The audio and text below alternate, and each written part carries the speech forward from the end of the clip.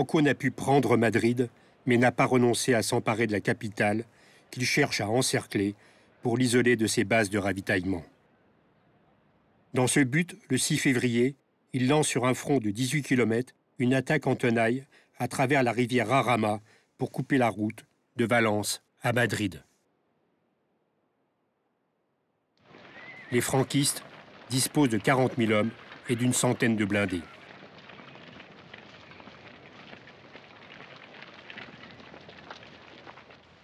La 14e brigade internationale a pris position pour défendre le pont de Pindoque au-dessus du Jarama. Robert Capa, qui ne rate pas une bataille, photographie les postes républicains en première ligne. À l'aube du 11 février, les soldats marocains surprennent les défenseurs et attaquent les positions de la 14e brigade. Placés sur une hauteur, les combattants de la 12e arrosent les assaillants d'un feu roulant. Gustave Regler, commissaire politique, raconte le massacre des combattants de la 14e. Luttant jusqu'à la dernière bande de mitrailleuses, le bataillon resta sur place, se battant au corps à corps avec des morts qui surgissaient, le couteau entre les dents. Les Français, comprenant que la route Madrid-Valence allait être coupée, s'accrochèrent au terrain avec le même entêtement qu'ils mettaient à désobéir quand ils étaient au repos.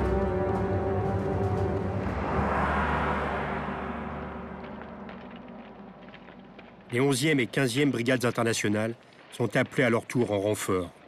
La 15e brigade, formée de 26 nationalités différentes, est composée de 6 bataillons, dont le bataillon américain Lincoln.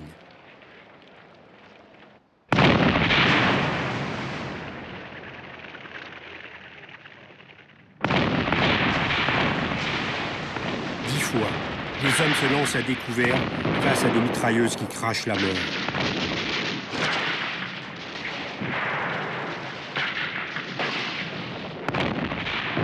La bataille de Jarama est une boucherie. Dans ce Verdun espagnol, le bataillon britannique perd la moitié de ses membres. Des unités entières sont envoyées au Caspi.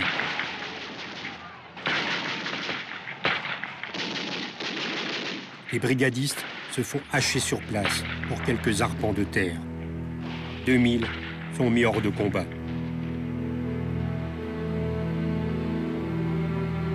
Le front finit par se stabiliser. Les deux camps ont subi des pertes considérables, autour de 10 000 hommes chacun.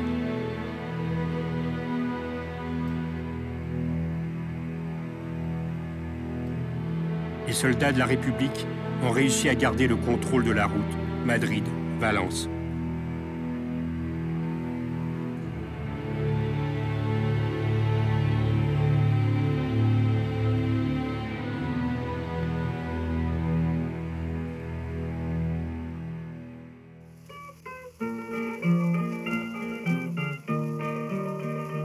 There's a valley in Spain called Jarama. It's a place that we all know so well. Les combattants américains de la brigade Lincoln, filmés par Henri Cartier-Bresson, composent, à l'occasion de cette bataille, une chanson qui perpétue leur légende, la Jarama Valley. We are proud of the Lincoln Battalion and the fight for Madrid that it made. There we fought like true sons of the people as part of the 15th Brigade. Après la bataille, le front se stabilise, se creuse de boyaux. La vie de tranchée, monotone, s'installe, égayée par les visites de célébrités, comme l'acteur Errol Flynn. Pour les artistes, qui y voient l'affrontement du bien et du mal, la guerre d'Espagne exerce un irrésistible pouvoir de fascination. Écrivains, poètes, cinéastes accourent en Espagne, cornaqués par les services de propagande de l'internationale communiste. À Madrid, ils descendent à l'hôtel Florida, sur la Gran Via, régulièrement bombardé par l'artillerie franquiste. Ernest Hemingway, envoyé spécial de magazines américains, arrive à Madrid en mars 1937. Il occupe la chambre 108, au Florida, où Robert Capa, habitué des lieux, le photographie en plein travail. À l'hôtel sont logés les reporters de la presse internationale. Hemingway se lie avec Herbert Matthews, envoyé spécial du New York Times. Quand il n'est pas en reportage sur le front, Mikhail Koltsov, correspondant de la Pravda, est également au Florida. Ami de Malraux, d'Aragon, de Gide, Koltsov prend en charge Hemingway pour lui montrer ce que les communistes ont envie que l'écrivain voie.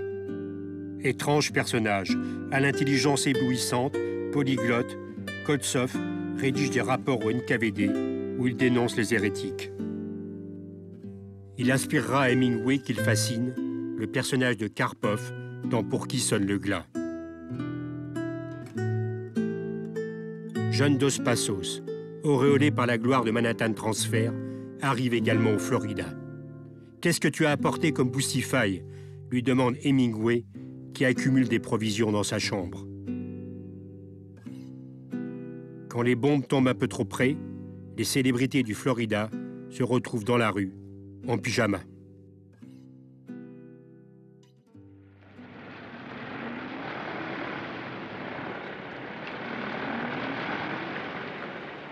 Malgré l'échec sur le Jarama, Franco décide de lancer une deuxième attaque espagnole.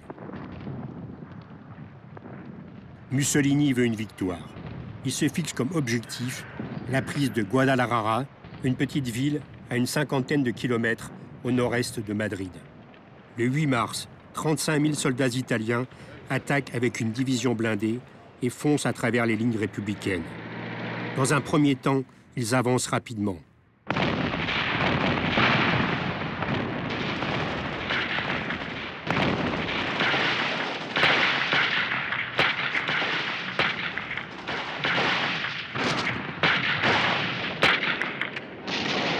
Là encore, les combats sont acharnés et les brigadistes se battent en première ligne.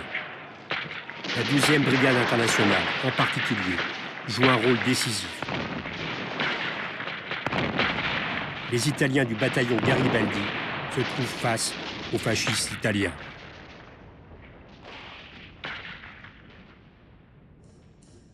Toute la bande du Florida vient assister au combat. Koltsov rédige à chaud ses reportages pour la Pravda. À ses côtés, Hemingway suit les hommes de la 12e brigade internationale aux premières loges. L'écrivain ne dédaigne pas faire le coup de feu. Gustave Regler, qui devient son ami, commissaire politique de la 12e, lui sert de guide sur la ligne de front. Voyant un médecin aller chercher un blessé entre les lignes, Hemingway confie à Regler: un tel détachement devant la mort ne se rencontre que chez les meilleurs toreros. Hemingway est accompagné du cinéaste Joris Ivens, avec lequel il tourne un film, Terre d'Espagne.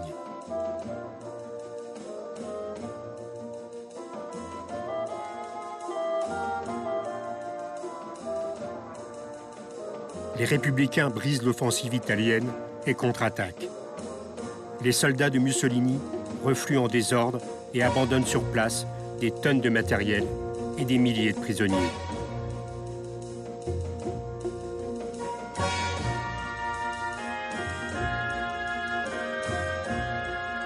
La victoire de Guadalajara, à laquelle les brigades internationales ont largement contribué, redonne espoir au camp républicain.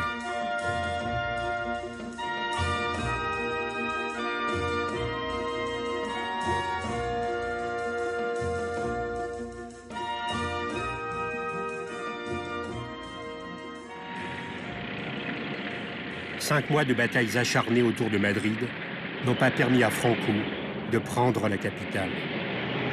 Il change d'objectif et décide de faire porter son effort sur la bande côtière du Nord, une enclave républicaine en territoire nationaliste.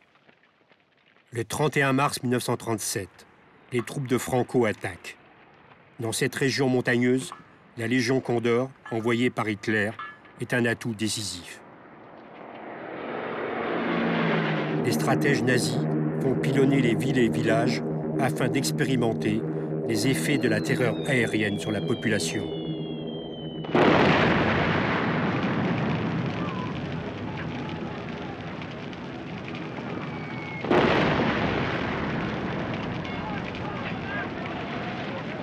À Durango, une église est bombardée pendant l'office.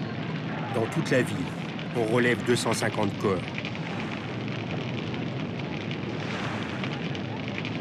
Les Basques résistent pendant plusieurs semaines aux attaques aériennes, aux blocus maritimes et aux offensives terrestres. Le 25 avril, 43 avions de la Légion Condor bombardent une petite ville de 7000 habitants, Guernica.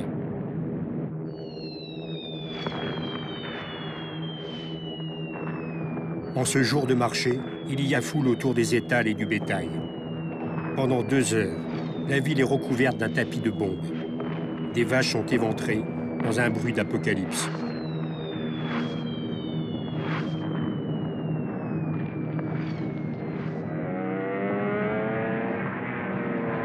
Les chasseurs allemands poursuivent ceux qui cherchent à se mettre à l'abri, hommes, femmes, enfants, animaux.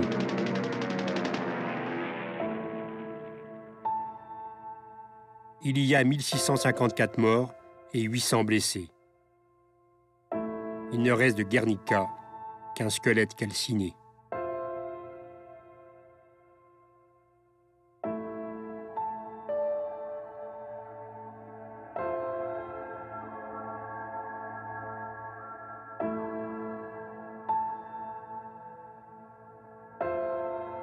Bouleversé par le bombardement de Guernica, Picasso, en quelques semaines, peint une immense toile.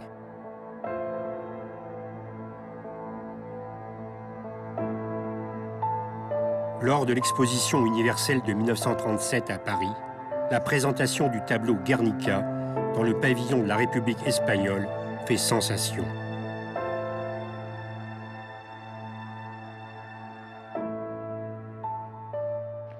Pour le camp républicain, la situation dans le nord est critique.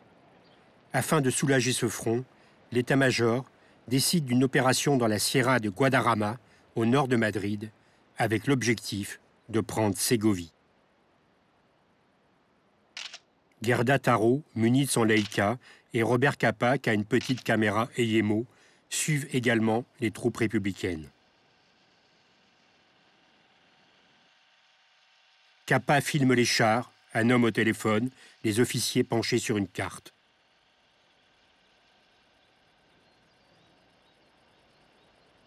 Ces images serviront à Hemingway, présent sur les lieux de la bataille, qui utilisera cette offensive comme cadre de son roman « Pour qui sonne le glas ».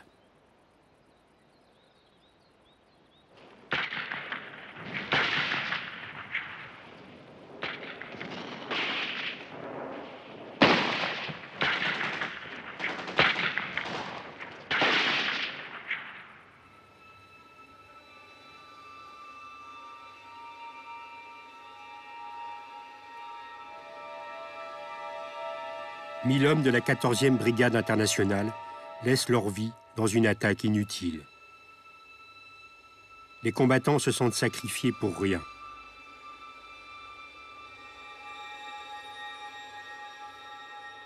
Certains refusent de remonter au combat.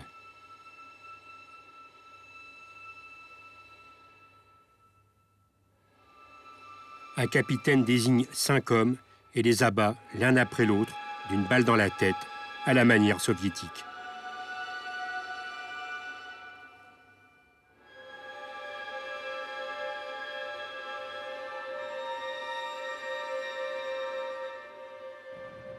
Cette attaque de diversion sur Ségovie n'empêche pas les troupes franquistes, soutenues par l'aviation nazie, de poursuivre leur offensive vers Bilbao. La ville est assiégée. Les reliefs environnants, les canons franquistes bombardent.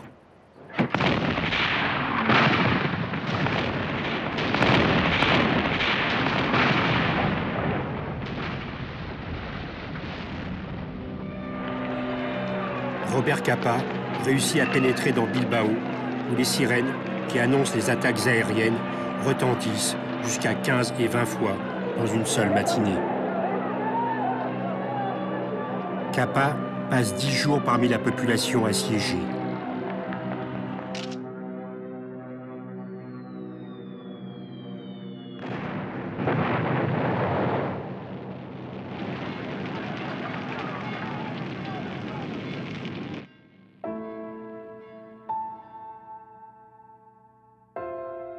Les habitants, terrifiés, fuient l'avance franquiste. Des centaines de femmes et d'enfants sont évacués par mer.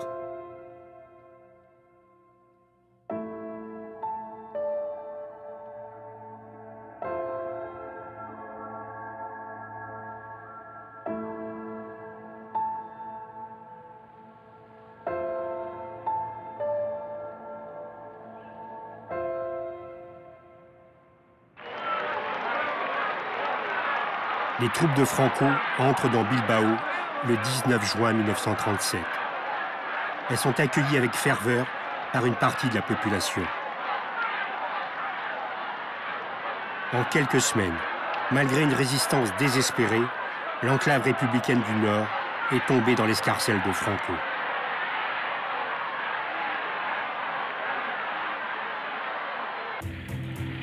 La République espagnole est dépendante du soutien matériel de l'Union soviétique. En raison de l'aide russe, l'influence du Parti communiste sur le corps républicain ne cesse de grandir, disproportionnée par rapport à son implantation réelle. Les communistes pratiquent une politique systématique de noyautage des postes de pouvoir civils et militaires. Dans l'armée, presque tous les officiers supérieurs, comme le général Lister, sont membres du parti.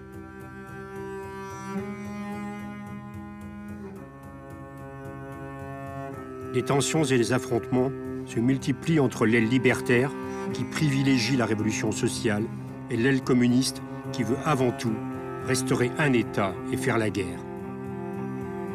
Staline ne veut à aucun prix d'une révolution en Espagne, car elle n'est pas dirigée par les communistes, mais par les anarchistes. Pour les conseillers soviétiques, la priorité est la reprise en main des milices et leur intégration dans une armée centralisée qu'ils contrôlent.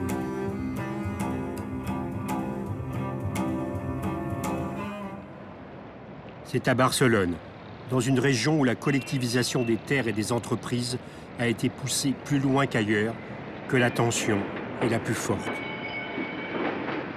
La ville de la Révolution échappe au gouvernement central de Valence. Les milices de la CNT encadrent la ville.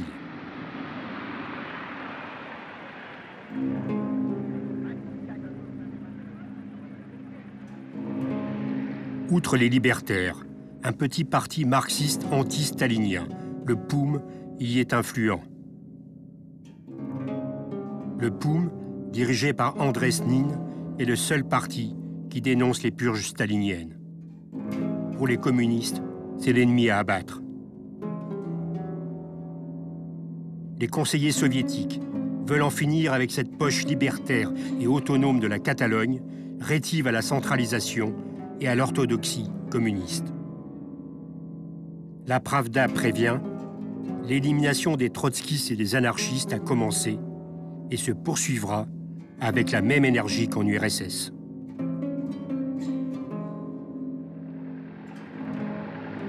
Dans les rues de Barcelone, la tension monte.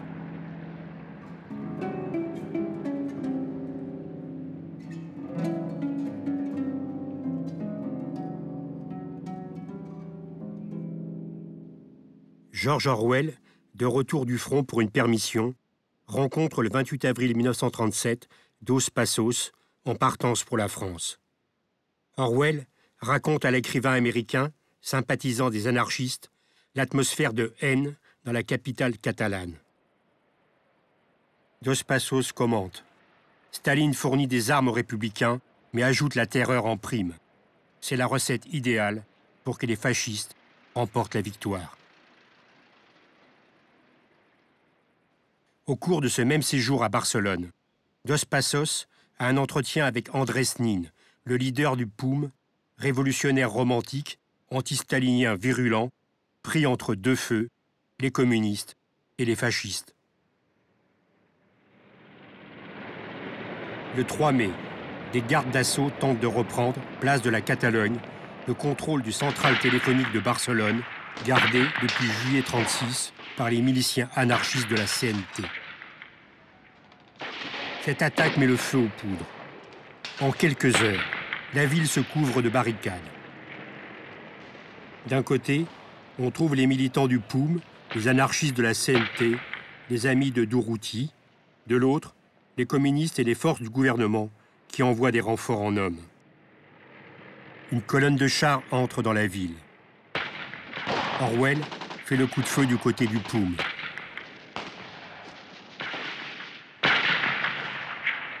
Des combats se poursuivent pendant plusieurs jours dans Barcelone, provoquant la mort de centaines de personnes. Finalement, un cessez-le-feu est décrété. Les journaux communistes se déchaînent contre les trotskistes, présentés comme des alliés de Franco. Les services d'Orlov imaginent de toutes pièces un complot trotskiste en liaison avec Hitler et Mussolini. Les affrontements de Barcelone s'achèvent par la victoire totale des communistes. Le retour au calme s'accompagne d'une crise politique. Largo Caballero, qui refuse la répression contre le POUM, est écarté. Il est remplacé par Juan Negrín à la tête d'un gouvernement sans les anarchistes de la CNT, où le poids du Parti communiste est déterminant.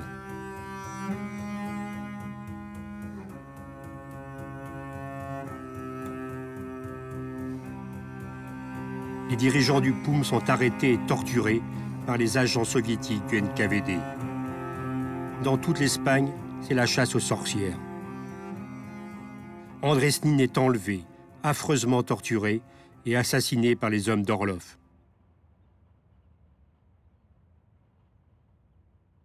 Un fossé de sang se creuse au cœur du camp républicain.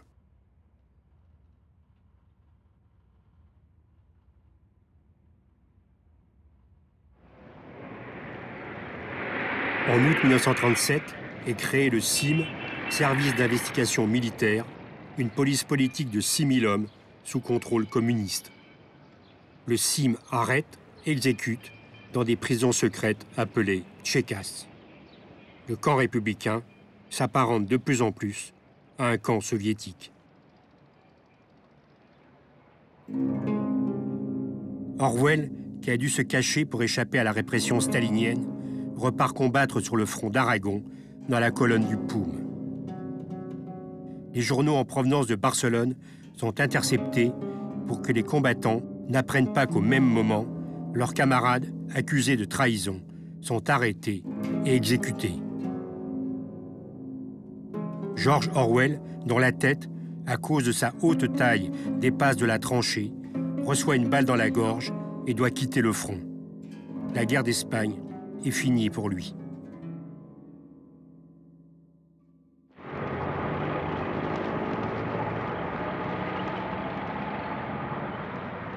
Peu d'artistes ou d'écrivains engagés aux côtés des républicains espagnols s'émeuvent de la guerre civile dans la guerre civile.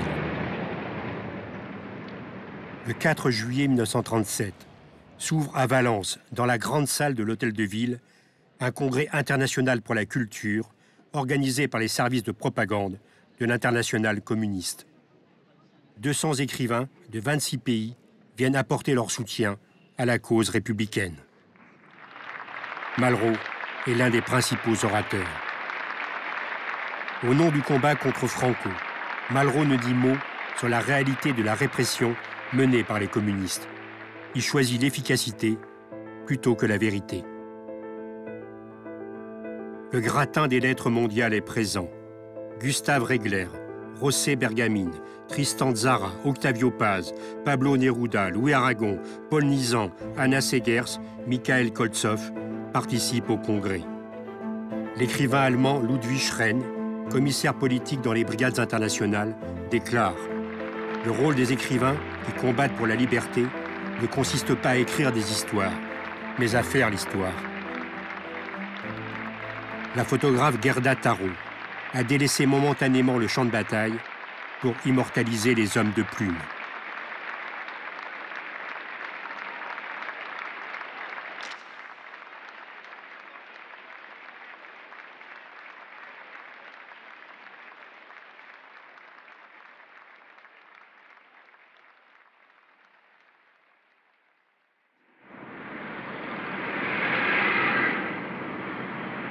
Alors que les intellectuels sont en congrès, l'état-major républicain déclenche, le 6 juillet, l'offensive la plus importante depuis le début de la guerre. L'objectif choisi par les conseillers soviétiques est Brunete, un village à 20 km à l'ouest de Madrid. 70 000 hommes participent à l'opération. 5 brigades internationales se voient attribuer le rôle clé dans cette bataille qui doit desserrer l'étau autour de la capitale.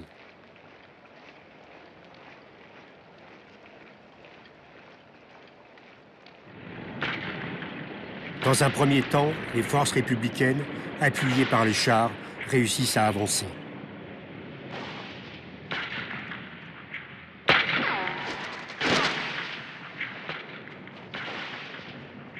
La 11e division du général Lister entre dans Brunete.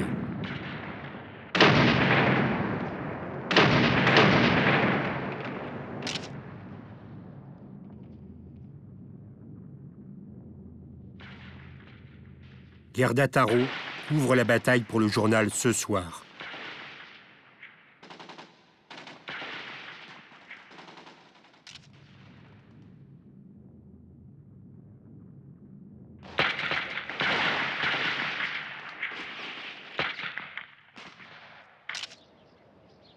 Ces photos donnent au monde l'assurance que Brunete est bien aux mains des troupes gouvernementales.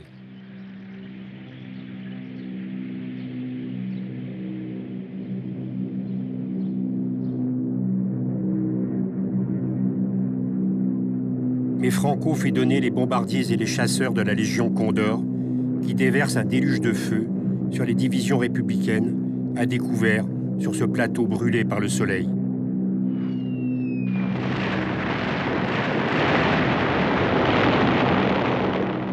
L'infanterie franquiste, soutenue par 60 batteries d'artillerie, attaque sur l'ensemble du front.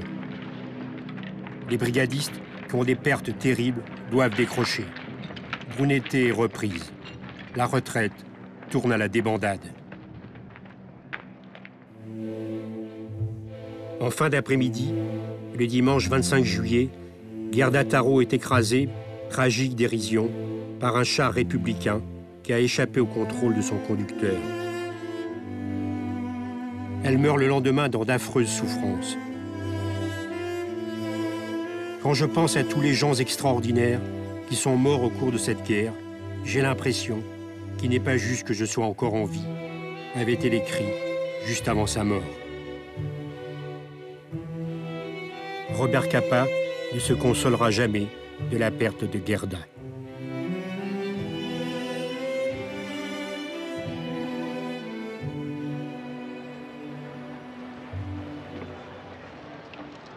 La grande offensive de la République sur Brunete s'achève par un revers majeur, la destruction des meilleures troupes. 23 000 combattants républicains y laissent leur vie. Les volontaires étrangers, toujours envoyés aux avant-postes, ont le sentiment amer, une fois encore, d'être traités comme de la chair à canon.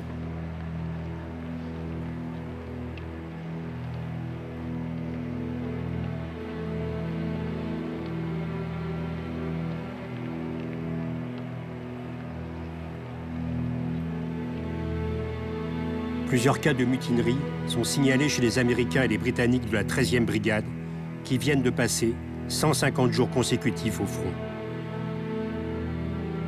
On ordonne des exécutions pour l'exemple. La 13e brigade est désarmée et dissoute. Pour mater les fortes têtes, la direction des brigades internationales ouvre un camp baptisé le camp Lukács à 40 km d'Albacete. En 3 mois, pendant l'été 37, 4000 hommes y sont internés, des Britanniques déçus, des Américains amers et désillusionnés, des Français qui veulent simplement rentrer chez eux.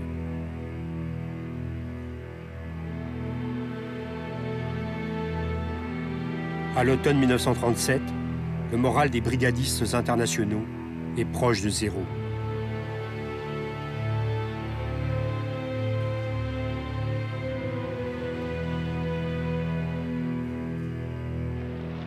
À la fin de l'année 1937, le rapport de force militaire tourne à l'avantage de Franco.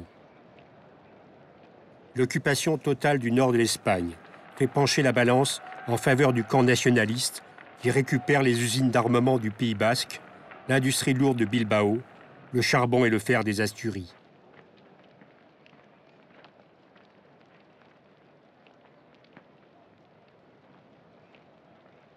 Grâce à l'aide allemande et italienne, la suprématie aérienne de l'aviation nationaliste, qui dispose de 400 appareils, rend encore plus aléatoires les concentrations de troupes. Pourtant, l'état-major républicain ne change rien à sa stratégie des grandes offensives frontales, si coûteuses en hommes, mais propices à la propagande. Une nouvelle attaque d'envergure est préparée, afin d'isoler de la zone nationaliste le saillant formé par la ville de Teruel. 40 000 hommes marchent sur la ville. Le 19 décembre, les républicains arrivent aux abords de Teruel, défendus par 10 000 soldats franquistes.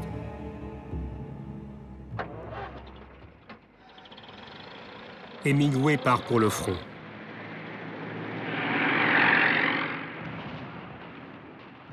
Il assiste à la bataille qu'il raconte dans le journal ce soir.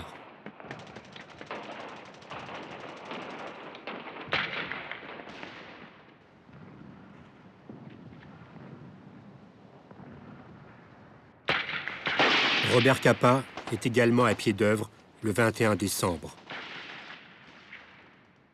Il photographie les combats au Regard et Ce Soir.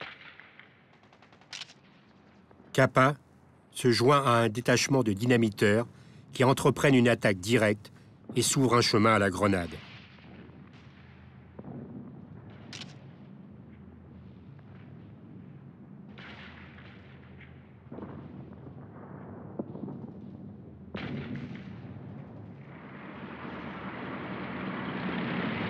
Les chars russes T-26 pénètrent au centre de la ville.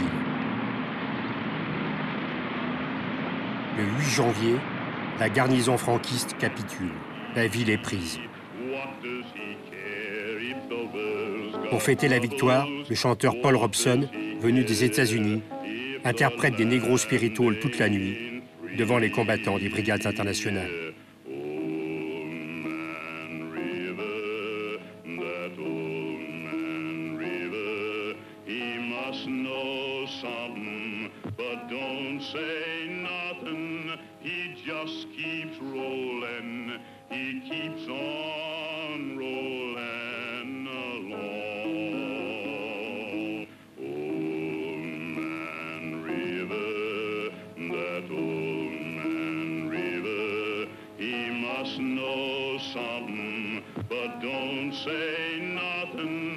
Cette victoire a un retentissement international immense. À Barcelone, un défilé monstre salue la prise de Teruel.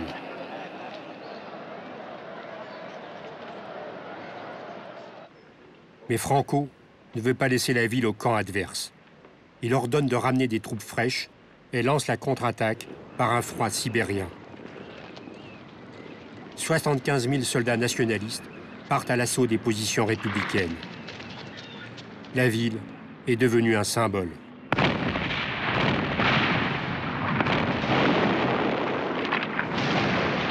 La bataille de Teruel, avec ses affrontements de rue, reste l'une des plus terribles d'une guerre terrible. Les troupes de Franco finissent par reprendre la ville au prix de pertes énormes. 30 000 hommes, dont un quart à cause du froid. La population fuit dans un exode pathétique. L'état-major républicain avait voulu s'emparer d'une ville sans intérêt stratégique et qui ne pouvait être défendue. Une fois encore, les meilleures troupes ont été sacrifiées en vain pour finalement revenir sur les positions de départ. L'état lamentable des survivants, l'épuisement physique et la démoralisation annoncent de prochains désastres.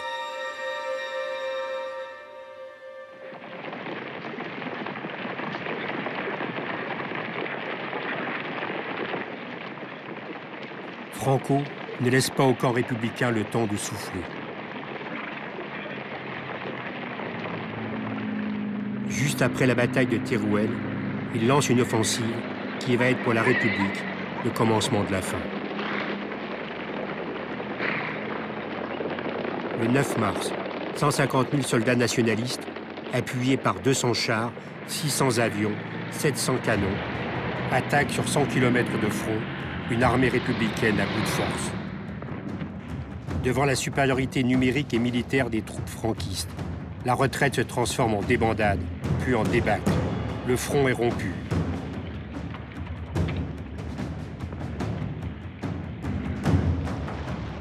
L'offensive nationaliste progresse de manière spectaculaire et atteint la Méditerranée. Ce qui reste du territoire républicain est coupé en deux.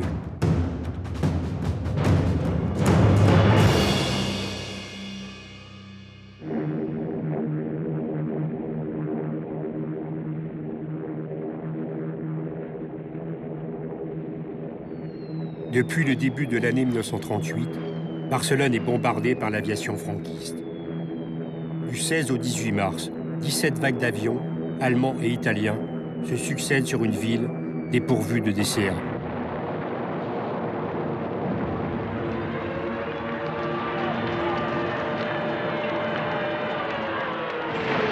Les dégâts sont considérables. 1300 personnes sont tuées, provoquant l'indignation des démocraties. Dans le camp républicain, la lassitude s'installe.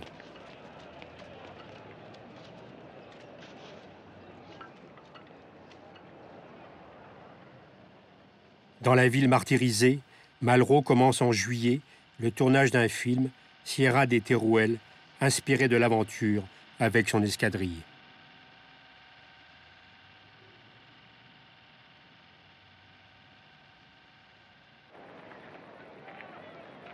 À l'été 1938, le chef du gouvernement, Juan Negrín, soutenu par les communistes, estime que le camp républicain doit attirer l'attention de l'opinion internationale par une grande action héroïque.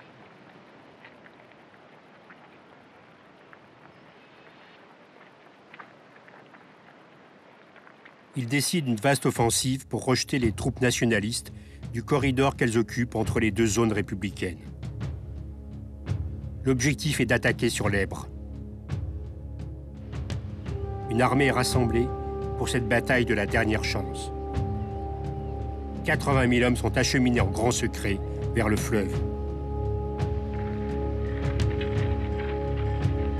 À l'aube du 25 juillet 1938, les troupes républicaines commencent à traverser l'Èbre.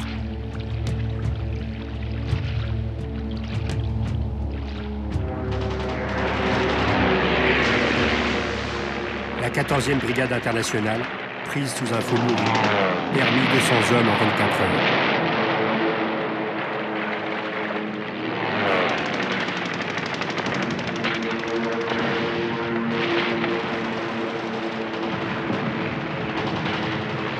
Ailleurs, le franchissement de l'Èbre se déroule plus facilement.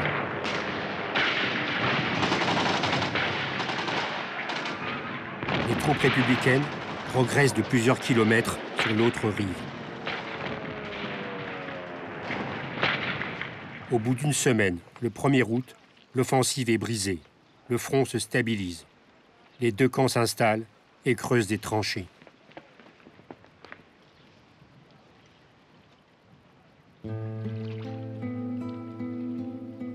Début novembre, Ernest Hemingway et Robert Capa, toujours accompagnés d'Herbert Matthews, du New York Times, franchissent l'Èbre pour rejoindre le front. Mais lors de la traversée, la barque est emportée par le courant. Hemingway prend les rames et réussit à ramener l'embarcation sur la rive. Capa suit les combats sur le Rio Segre, un affluent de l'Èbre, et réalise les photos de combat les plus réalistes de la guerre.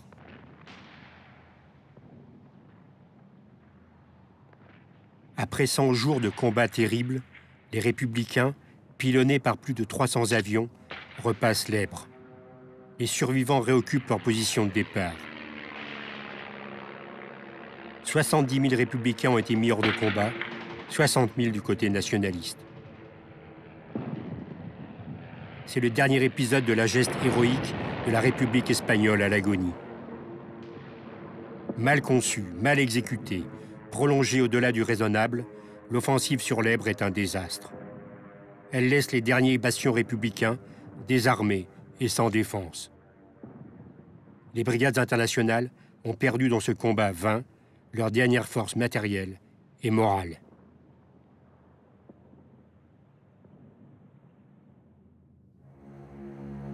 Au moment même où se joue le sort de la guerre d'Espagne sur les rives sanglantes de l'Èbre, se joue à Munich le sort de la paix en Europe. La capitulation de la France et de la Grande-Bretagne devant les exigences d'Hitler, qui veut annexer les Sudètes, sonne le glas de la République espagnole. Staline en tire la leçon qu'il n'a rien à attendre des démocraties qui abandonnent la Tchécoslovaquie au dépeçage. Dès lors, il accentue sa stratégie de rechange, le rapprochement avec Hitler, auquel il pense depuis longtemps. La conséquence directe du diktat de Munich est qu'en Espagne, l'URSS passe d'un engagement prudent à un désengagement actif. Le comité de non-intervention à Londres appelle à retirer les volontaires étrangers de chaque camp. Aussitôt, Juan Negrín annonce le retrait inconditionnel des brigades internationales. À cette date, il reste moins de 10 000 volontaires en état de combattre.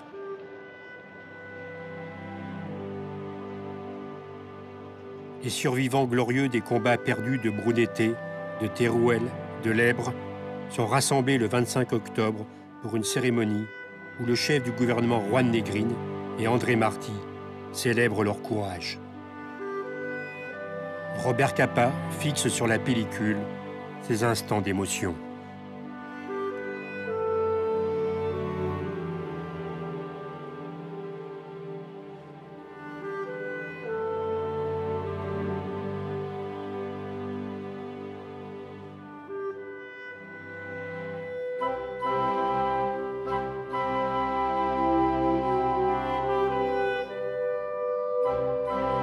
Son objectif immortalise le visage d'un brigadiste italien.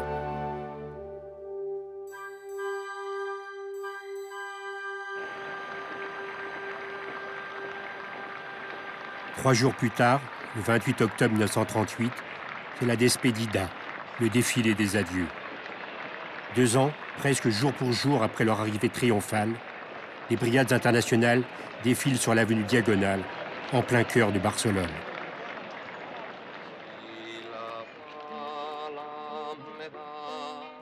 Robert Capa, toujours bien placé, photographie l'arrivée du président Azaña et de Negrín.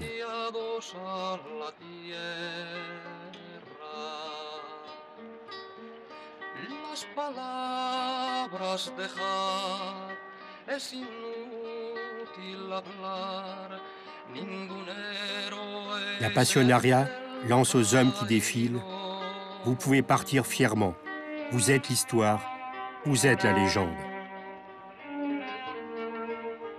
Les brigadistes qui avaient été de toutes les grandes batailles laissent en Espagne 10 000 morts, près de 8 000 disparus, des milliers de blessés.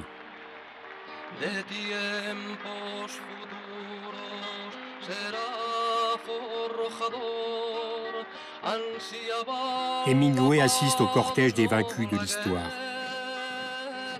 Il fond en larmes devant le spectacle des hommes qu'il décrit, sales, jeunes et fatigués, la plupart sans patrie pour les accueillir.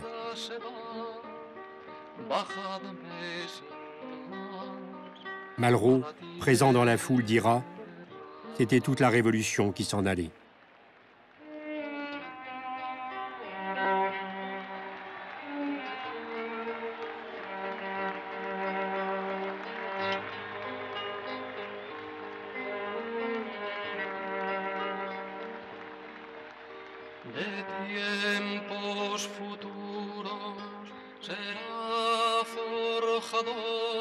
Environ 5000 combattants des brigades, salués par les Espagnols, regagnent leur pays.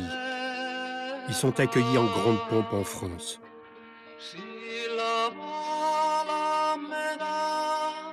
New York et Londres leur font la fête.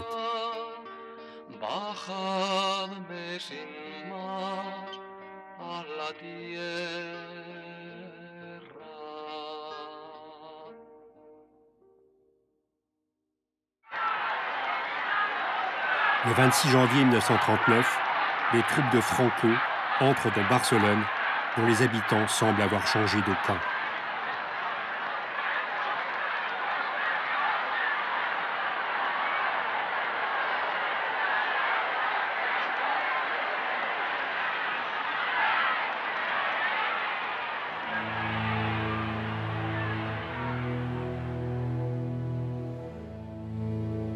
Les restes de l'armée républicaine franchissent la frontière française et rendent les armes.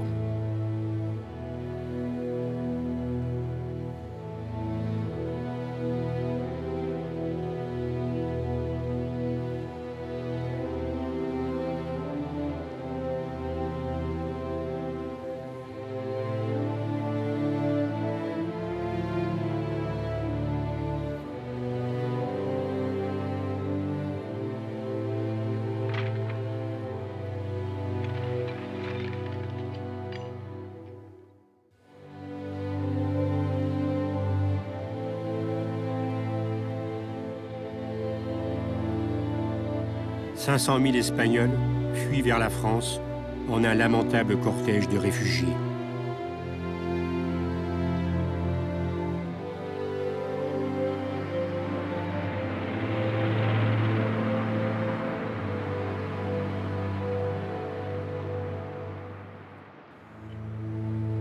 Des files de femmes et d'enfants amaigris, affamés, apeurés, s'allongent dans le froid de l'hiver.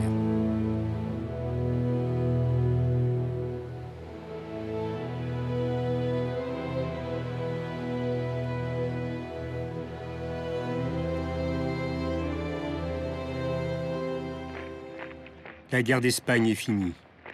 Franco fête sa victoire au cours d'une gigantesque parade dans Madrid qui a résisté si longtemps à ses assauts. L'ambassadeur de France, le maréchal Pétain, assiste au défilé.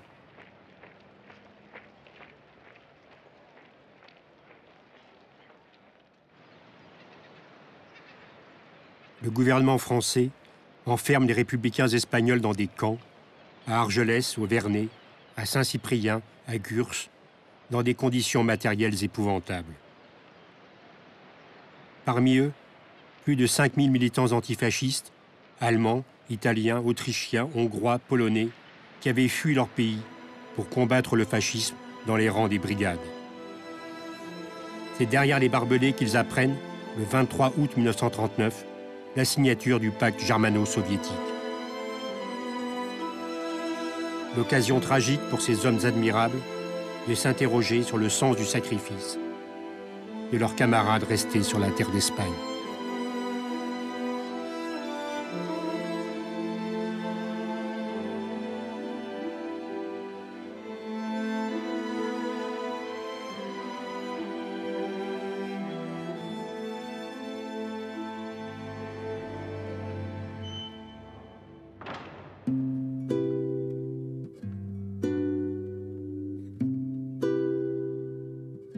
Le jour où Franco entre dans Madrid, Ernest Hemingway commence à rédiger d'une plume fiévreuse les premières pages de « Pour qui sonne le glas ».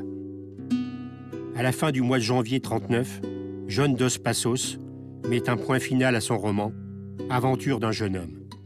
Son héros, volontaire des brigades internationales, accusé de trahison, est envoyé à la mort par ses bourreaux communistes.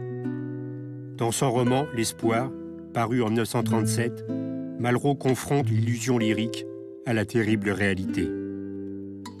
Orwell dresse un réquisitoire contre la politique communiste en Espagne dans Hommage à la Catalogne, paru en 1938. Robert Capa continuera sa carrière flamboyante de photo-reporter. Il sera à Omaha Beach le 6 juin 1944. Capa sautera sur une mine en Indochine en mai 1954 et rejoindra Gerda Taro au Panthéon des photographes. Mikhail Koltsov, rappelé à Moscou en 1937, disparaît dans les purges. Comme lui, presque tous les soviétiques qui ont servi en Espagne sont exécutés à leur retour.